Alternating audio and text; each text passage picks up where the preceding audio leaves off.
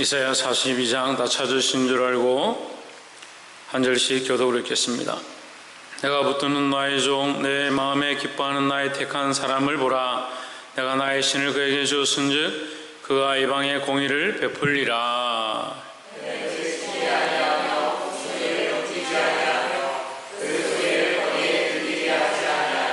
상한 갈대를 꺾지 아니하며 꺼져가는 등불을 끄지 아니하고 진리로 공의를 베풀 것이며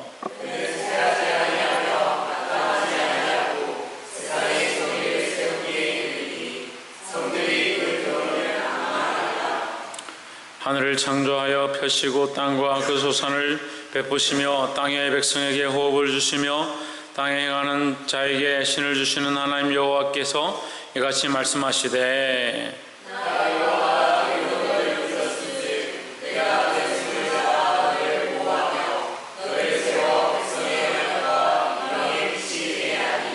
내가 소경의 눈을 밝히며 갇힌 자를 옥에서 이끌어내며 흑암에 처한 자를 간에서 나오게 하리라.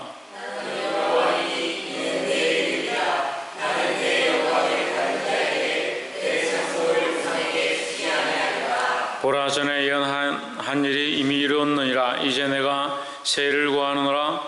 그 일이 시작되기 전이라도 너에게 이르노라.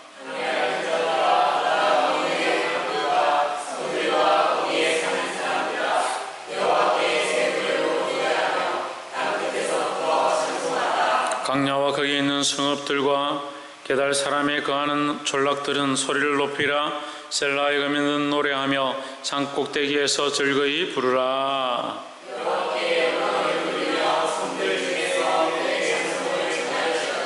여호와께서 용사같이 나가시며 전사같이 분발하여 외쳐 크게 부르시며 그 대적을 크게 치시리로다.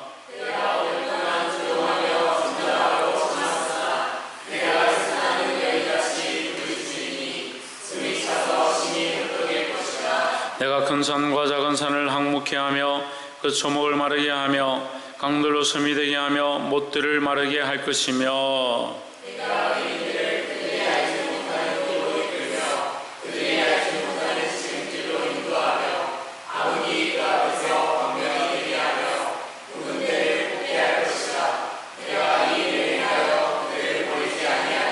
조각한 우상을 의뢰하며 부어 만든 우상을 합하여 너희는 우리의 신이라 하는 자는 물리침을 받아 크게 수치를 당하리라. 소경이 누구냐? 내 종이 아니냐? 누가 나에 보내는 나의 사자같이 기머리겠느냐? 누가 나와 친한 자같이 소경이겠느냐? 누가 여호와의 종같이 소경이겠느냐?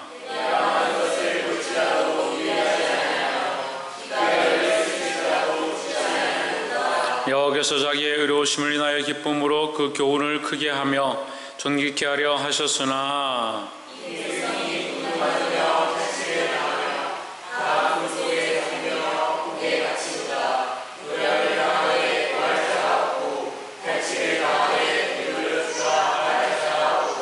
너희 중에 누가 이 일에 귀를 기울이겠느냐? 누가 장례사를 삼가 듣겠느냐?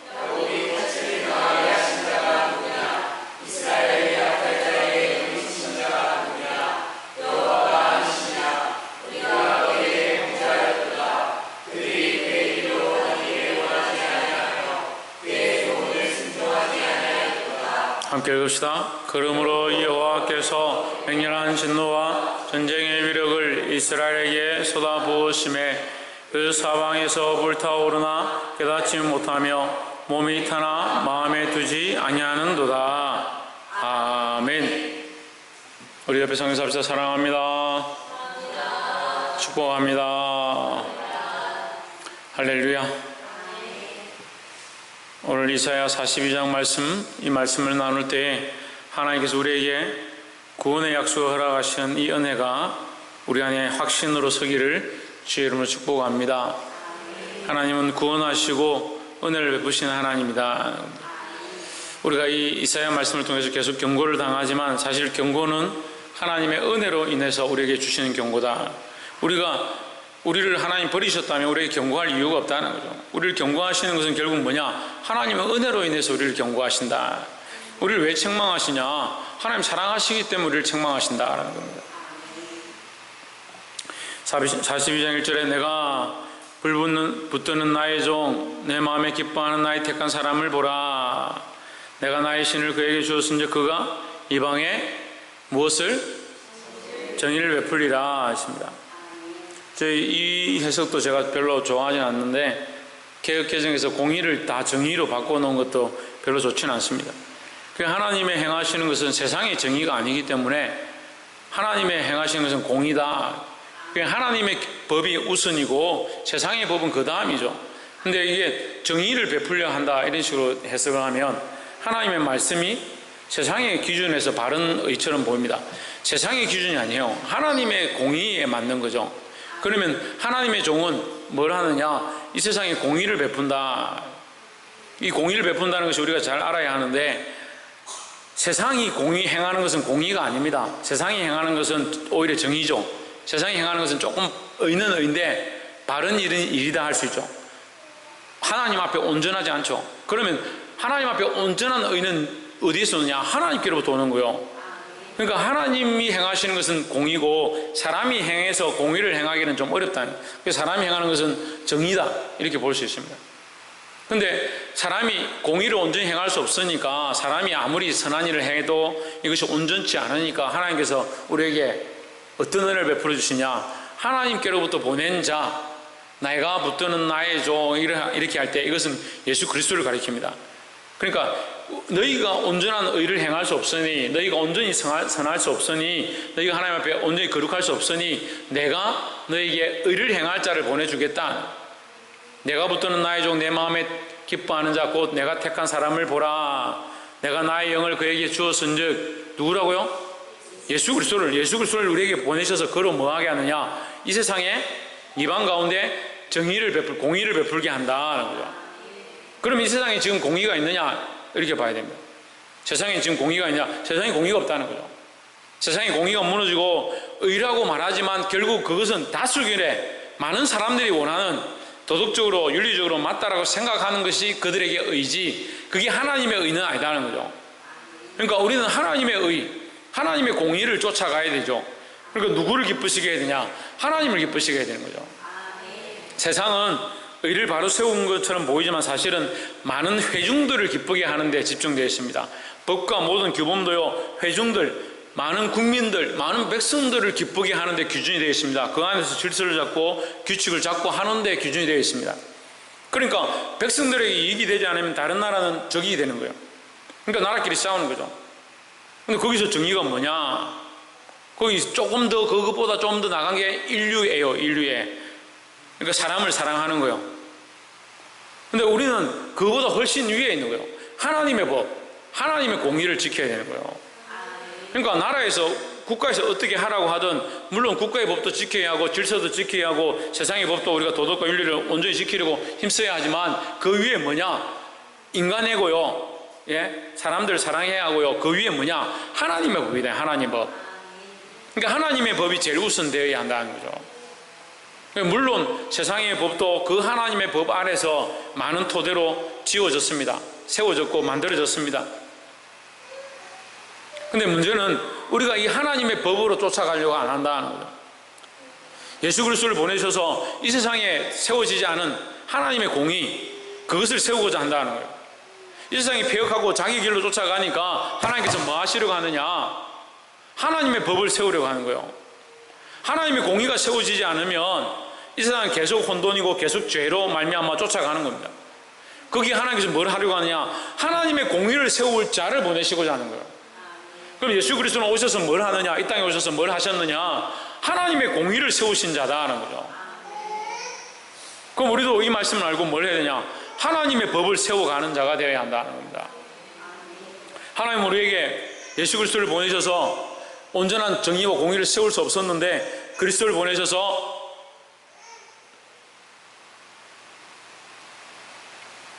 보내셔서 하나님의 공의를 베푸시고 그 공의를 만족해 할 자를 세우셨다라는 겁니다. 그럼 우리도 이 세상에서 뭘 하느냐? 하나님의 공의와 정의를 세우는 자들이 되어야 합니다. 근데 교회 안에도요, 여전히 뭐가 있느냐? 사람의 법을 세우는 겁니다. 사람이 생각하기에 좋아하는 것들을 세우는 겁니다. 그러니까 말씀을 흐트러 듣는 것 같아요. 막 우리끼리는 막 그게 그렇지 저렇지 옳지 맞지 그렇게 하면 뭐하나? 하나님 앞에서 어렵지 않은데 우리는 사람의 의를 세우는 게 아니에요. 42장 2절에 그는 외치지 아니하며 목소리를 높이지 아니하며 그 소리로 거리에 들리게 아니하며 3절에 상한 갈대를 꺾지 아니하며 꺼져가는 등불을 끄지 아니하고 진실로 정의를 행할 것이며 진실로 뭘 행한다? 공의를 행한다. 공의를 행한다. 그러니까 이기고 승리하고 세상을 바꾸고 찢어놓는 게 하나님의 방법이 아니라 하나님의 공의를 세우고자 하는 방법이 그 하나님의 방법이라는 거죠. 그리스도를 통해서 뭘 하느냐? 공의를 세우는 겁니다. 그래서 예수님은 십자가에 끌려갈 때 틀 깎는 자 앞에 잠잠한 양과 같이 입을 열지 않았다. 입을 열지 않은 모습이 2절에 나오죠. 그는 외치지 아니하며 목소리를 높이지 아니하며 그 소리를 거리에 들리게 하지 아니하며 그러니까 잠잠했다는 거죠. 왜 잠잠했느냐? 하나님의 공의를 세우는 것이 옳았기 때문에 하나님의 공의를 세우기 위해서 잠잠했다. 그런데 우리가 신약에 와서 예수님은 성전에 들어가서 상을 얻고 큰 소리를 치기도 했습니다. 그럼 또 왜 그건 그렇게 했느냐? 우리가 해석이 안 되죠. 그것 또한 뭡니까? 그것 또한 하나님의 공의를 세우기 위한 방법입니다. 제1회 그것 또한 하나님의 공의를 세우기 위한 방법입니다. 십자가에 죽으실 때 침묵하시는 것도 하나님의 공의를 세우는 방법이고 이 땅에서 잘못되어진 것을 책망하는 것도 하나님의 공의를 세우기 위한 방법이다라는 거죠. 그 왜 그게 공의고 그게 의로운 모습이냐? 자기 유익을 위한 게 아니었다는 거죠. 근데 우리는요 이게 참 어려워요. 자기 유익, 자기 감정, 자기 생각, 자기 가치관이 항상 마음속에 있으면서 우리는 공의를 외치는 겁니다. 이게 두 가지가 같이 이루어질 수 없어요. 우리는 하나님의 뜻을 세우고 있느냐? 하나님의 뜻을 위하여 내 생각과 내 입장과 내 감정과 내 체면은 내려놓고 하나님이 원하시는 공의만 세우는가? 그것을 훈련해야 됩니다. 옆에서 한번 보시죠. 하나님의 공의만 온전히 세우도록 힘씁시다. 나의 의가 아니라 하나님의 공의, 하나님의 정의를 세워야 된다는 거예요. 두 번째는 5절 말씀에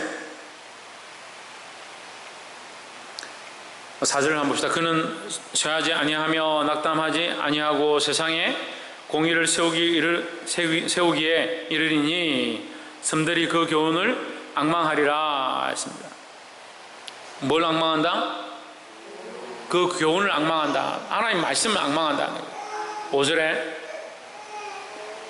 하늘을 창조하여 펴시고 땅과 그 소산을 내시며 땅의 백성에게 호흡을 주시며 땅에 행하는 자에게 영을 주시는 하나님 여호와께서 이같이 말씀하시되 했습니다. 자, 여기 보십시오. 5절 말씀에 우리에게 참 큰 은혜 위에 은혜가 있는데 땅 위의 백성에게 호흡을 주시며 자, 땅 위에 있는 백성들은 다 호흡이 있죠. 그죠? 그럼 호흡은 뭐예요? 호흡이 뭐예요? 호흡이 하나님의 은혜다는 거예요. 우리가 생명이 있는 것이 호흡이 있는 것이 하나님의 은혜다는 거예요. 우리에게 호흡이 있는 거, 우리에게 생명이 있는 것이 하나님의 은혜다.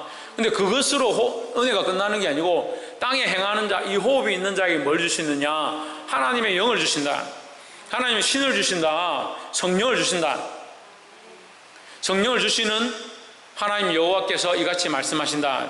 그러니까 우리에게 주신 은혜 가운데 또한 놀라운 은혜가 뭐냐? 예수 그리스도를 보내셔서 공의를 세우게 하는 것도 하나님의 은혜인데 예수 그리스도를 보내셔서 공의를 세우게 하신 그 하나님이 그것으로 끝나고 예수님의 공의로 끝나는 것이 아니라 예수 그리스도를 믿는 모든 자에게 또한 어떤 은혜를 더하신다? 예수 그리스도를 믿는 모든 자에게 어떤 은혜를 더하신다?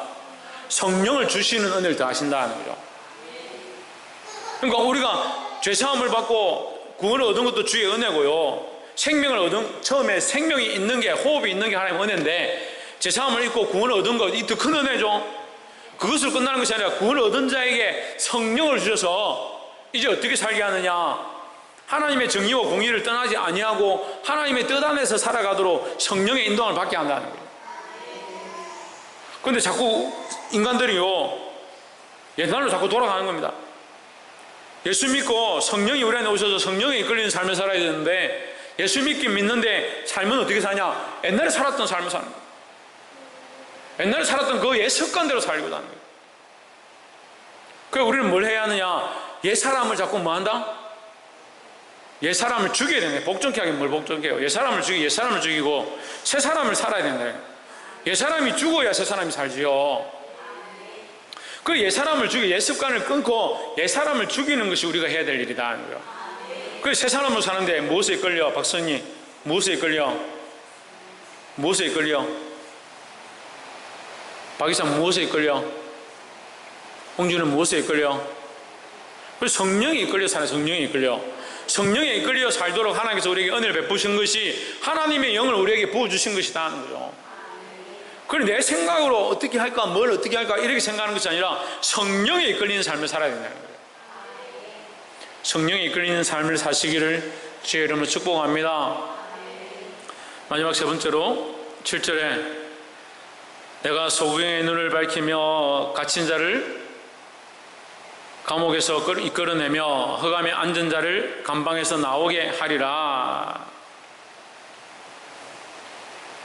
8절에 나는 여호와니 이는 내 이름이라 나는 내 영광을 다른 자에게 내 찬송을 우상에게 주지 아니하리라 했습니다. 할렐루야. 그 하나님의 찬송, 하나님 영광을 다른 자에게 주지 않겠다. 그 하나님만 유일한 하나님이다. 그러니까 우리는 하나님만 섬겨야 한다는 겁니다. 그 하나님이 뭘 하시느냐? 그 하나님이 뭘 하시냐? 그 살아계신 하나님, 그 영광 받으시 합당하신 하나님이 뭘 하시느냐? 7절에 다시 봅시다. 내가 눈먼 자들의 눈을 밝히고 감옥에 갇힌 자들을 감옥에서 나오게 하고 흑암에 앉은 자들을 감방에서 나오게 하리라. 이걸 누가 하시냐? 이게 하나님 하시겠다는 거예요. 그러면 뭐가 나타나면, 뭐가 일어나면, 어떤 일들이 일어나면, 어떤 일이 일어나면, 뭐가 회복되면, 9절에 보라 전에 연한 일이 이미 이루어졌느니라. 이제 내가 새 일을 알리노라. 그 일이 시작되기 전에라도 너희에게 이르노라 했습니다. 하나님의 영광이 세워지면, 하나님의 영광이 드러나면, 교회는요 사람의 영광이 사라지고 하나님의 영광이 온전해지면 이 역사가 나타난다는 거예요. 그 우리 안에 왜 역사가 없느냐 이렇게 봐야 되는 거예요. 하나님의 영광을 자꾸 드러내지 않는다. 뭘 드러내냐? 나의 영광을, 나의 수고함과 나의 어떠함과 내가 일했음과 내가 노력했음과 나는 이렇게 했는데 너는 왜 이렇게 하느냐? 계속 이러고 있는 거예요. 비교하고 있는 거예요. 그러니까 뭐가 안 세워집니까? 하나님의 공의도 안 세워지고요, 성령이 오셔서 역사하시는 것도 없고요. 그래서 결국 뭐가 없습니까? 하나님의 영광이 없다. 하나님의 영광이 없다. 하나님의 영광이 없으니까 뭐가 안 되냐? 하나님의 역사가 나타나지 않는다. 세 번째 나눌 말씀은요, 하나님의 영광을 바로 세울 때 역사가 있다는 거예요. 우리는 하나님의 영광을 세워야 된다. 교회는 하나님의 영광을 바로 세워야 된다는 거예요. 어떤 사람의 개인의 영광을 세우는 것이 아니라 하나님 아버지, 살아계신 하나님의 영광이 교회 안에 세워져야 한다는 거예요. 찬양 가운데도, 기도 가운데도, 말씀 가운데도 박창준 누구의 영광이? 누구의 영광이? 하나님의 영광이 세워져야 된다. 그 하나님의 영광이 온전히 세워질 때, 하나님의 영광이 세워지기 시작할 때 역사가 나타난다라는 겁니다. 그럼 보십시오. 교회 안에 하나님의 영광을 얼마나 세우는가. 사실은 사람의 영광을 너무 많이 세웁니다. 우리가 이게 너무 습관이 되어 있어서요, 헌금도 이름을 다 드러내야 되고요, 헌금한 사람들도 칭찬해야 되고요, 일이 있으면 행사에서 했다고 잘했다고 칭찬해줘야 되고요, 특송하고 나면 특송 잘했다 해줘야 되고, 성가대하고 나면 성가대 잘했다 해줘야 되고, 도대체 누구 영광을 구하는지 모르겠습니다. 예? 그러면서 믿기는 누구를 믿느냐? 믿기는 하나님 믿는데요, 그런데 영광은 누가 취하냐? 자기가 영광을 다 취하는 거예요. 이게 교회의 절차고 법이고 도리지만 이게 너무 습관이 되어 있어요. 그러니까 하나님의 영광은 자꾸 사라지고 사람의 영광은 자꾸 드러나는 겁니다. 그 하나님의 영광이 안 세워져서 가슴 아프고 안타까운 게 아니고 사람의 이름이 왜 나는 인정해주지 않노? 왜 나를 민망하게 하노? 사람들이 있는 데서 나를 왜 부끄럽게 만드노? 그런 것에 자존심이 상해가지고 속상해한다. 하나님의 영광이 가려지는데 우리 선조들은요, 하나님의 이름이 욕먹고 하나님의 영광이 가려지면 거기에 목숨을 걸고, 다윗도 자기 목숨을 내놓고 하나님의 이름을 해방하는 자를 향해서 자기 목숨을 걸고 달려들었는데, 예수님의 사진 여기 놔두고 뭐라고 합니까? 예수님 사진 여기 놔두고 밟고 지나가라. 밟고 지나가면 되죠. 예수님 사진이 뭐 중요합니까? 하지만 어떻게 생각하는 거예요? 이게 하나님의 영광을 가리는 것이다. 그러니까 목숨을 걸고 안 밟는 겁니다. 그래서 많은 사람들이 아기와 엄마와 가족들이 몰살을 당하고 죽임을 당하는 그런 비참한 일들이 있었다는 거예요. 그런데 오늘 누가 그런 생각이 있습니까? 그런 생각이 아무도 없습니다. 하나님의 영광을 드러내는 거, 교회가 이미 잊어버린 지 오래됐습니다.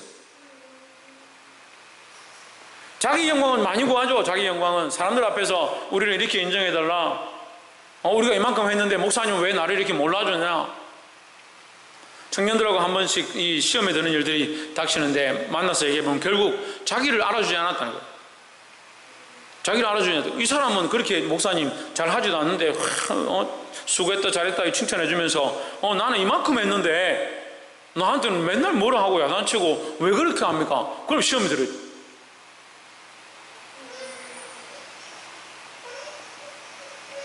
말씀을 그만큼 안다면서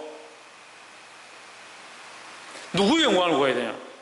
오히려 아는 자들이 누구의 영광을 구해야 되냐? 하나님의 영광을 구하고, 나는 종기 영광 모든 것에 주님 홀로 받아옵소서, 나는 멸시천대 십자가 내가 지고 가겠습니다, 그래야 되는데, 그러면서 말로는 나는 십자가 지고 주님 따라갑니다. 따라가긴 뭘 따라가요?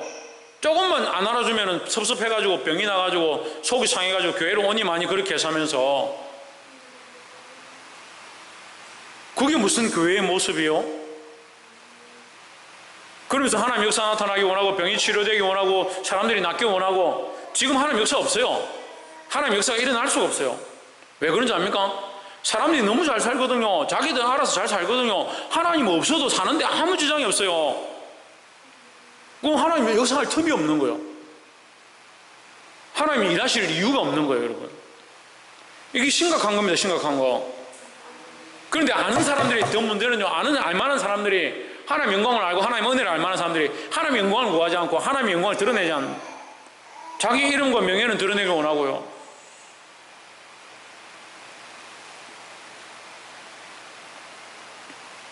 이것이 교회 안에 바로 세워지고 고쳐지고 정돈되기를 주의 이름으로 축복합니다.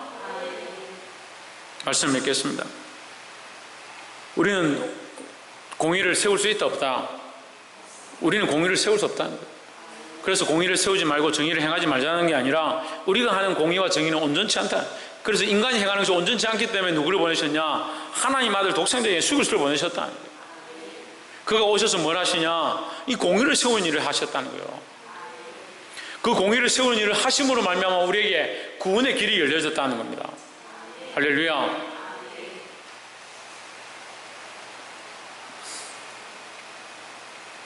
그래서 예수 그리스도의 육신으로 오심으로 말미암아 구원과 회복의 일이 일어나고 은혜의 역사가 나타난다는 겁니다. 그래서 세 번째로, 하나님은 하나님의 영광을 세울 때 역사가 나타난다는 겁니다. 누가복음 4장 18절 말씀을 제가 굉장히 좋아하는데, 주님의 성령이 내게 임하였으니 그렇게 시작하는 거예요. 주의 성령이 임했다. 주의 성령이 임하는 거는요, 예수님이 오시기 전까지는 이 일을 성령이 사람에게 임한다 이 말 자체를 쓸 수도 없었고 그런 일도 없었다는 거예요. 그런데 하나님의 성령이 사람에게 오는 거예요. 사람에게 임하게 된 거예요. 이게 얼마나 큰 은혜냐는 거예요.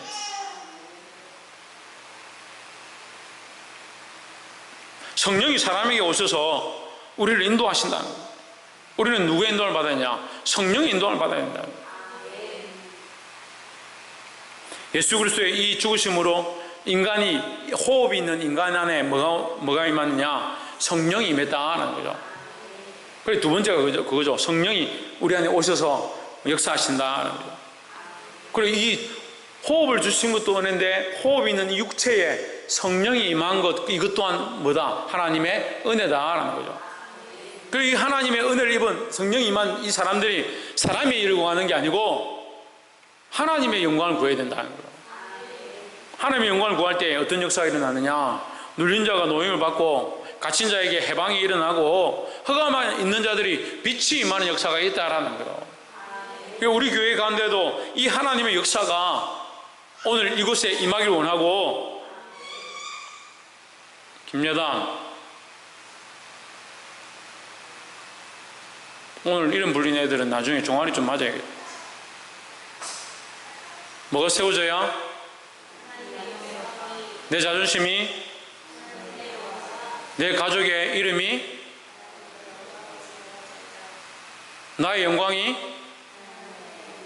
점점 작아지네. 이래가 하나님 영광을 세우겠습니까? 뭘 세워야 된다? 어떻게 세웁니까? 하나님 영광을. 하나님 영광을 어떻게 세웁니까? 모르는 답은 다 사모하는 거예요. 사모하는 거. 성령은 어떻게 받습니까? 모르죠. 성령 어떻게 받는지 잘 모릅니다. 어떻게 받을 줄은 모릅니다. 어떻게 충만하냐? 사모하는 거예요. 사모하는 거예요.